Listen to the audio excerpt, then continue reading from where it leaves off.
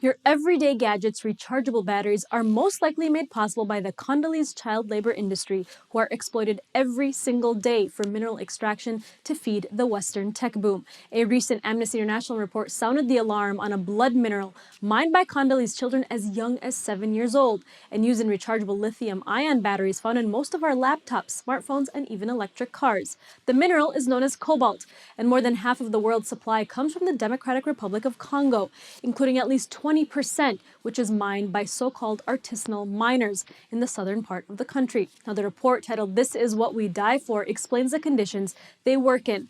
These artisanal miners mine by hand using the most basic tools to dig out rocks from tunnels deep underground. Artisanal miners include children as young as 7 who scavenge for rocks containing cobalt in the discarded byproducts of industrial mines and who wash and sort the ore before it's sold.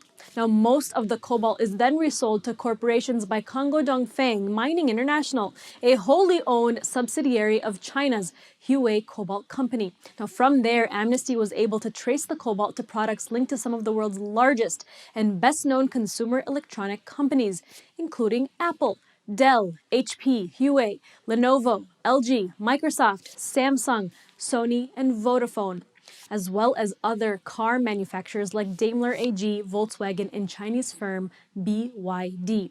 Overall, there are between 110,000 to 150,000 artisanal miners in the Congo, including over 40,000 children as miners in the country. Most of them tasked with producing cobalt between 12 and 24 hours a day for just $1 to $2 wages, according to UNICEF.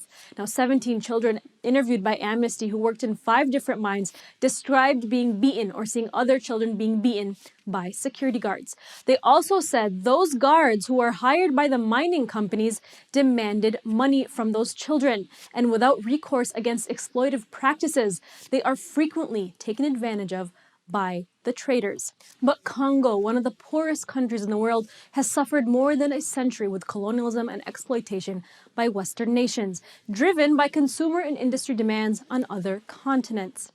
Even before Europe scrambled for control in Africa, though, one royal had already set his sights on the difficult-to-reach area of Congo.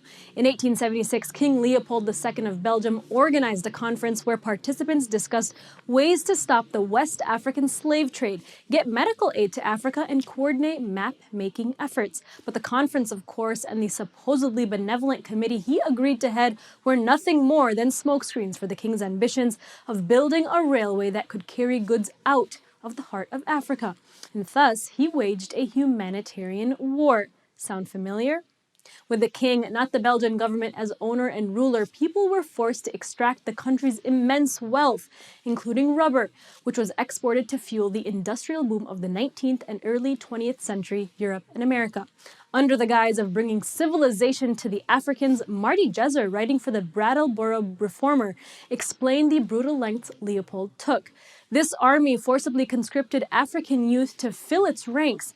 It then went from village to village, taking the women hostage and forcing the men to go deep in the jungle to tap the indigenous rubber trees.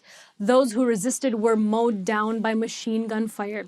Many were beheaded or had their hands cut off, with women held hostage and men working in forced labor to maximize the rubber harvest. No one was tending to crops, and starvation took hold, as well as disease creeping in. Between 1880 and 1920, the country lost about 10 million people, or at least half of the country's population.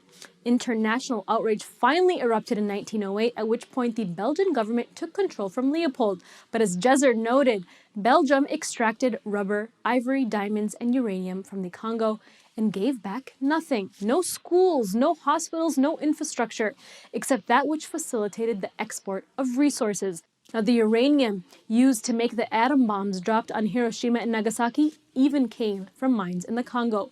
Congo threw off the shackles of colonialism in 1960, but the next several years saw a quick succession of leaders, and by 1971, a corrupt one-party government under Joseph Mobutu took over, renaming the country Zaire.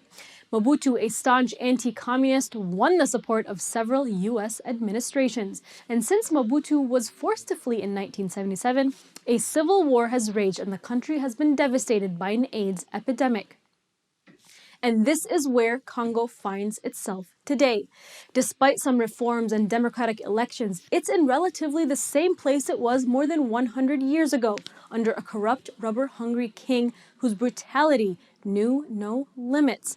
Both now and then, the rush was for cobalt, rubber, diamonds, copper, basically whatever Congo has that the world wants, no matter the human cost. And Chinese, American, and European companies are exploiting child and adult laborers to feed the tech cravings of people around the world who find themselves in a position to indulge their hunger for gadgets. These Congolese child laborers will probably never own a smartphone with a rechargeable battery, but without their toil for meager wages and dangerous conditions, it's hard to say whether you or I could.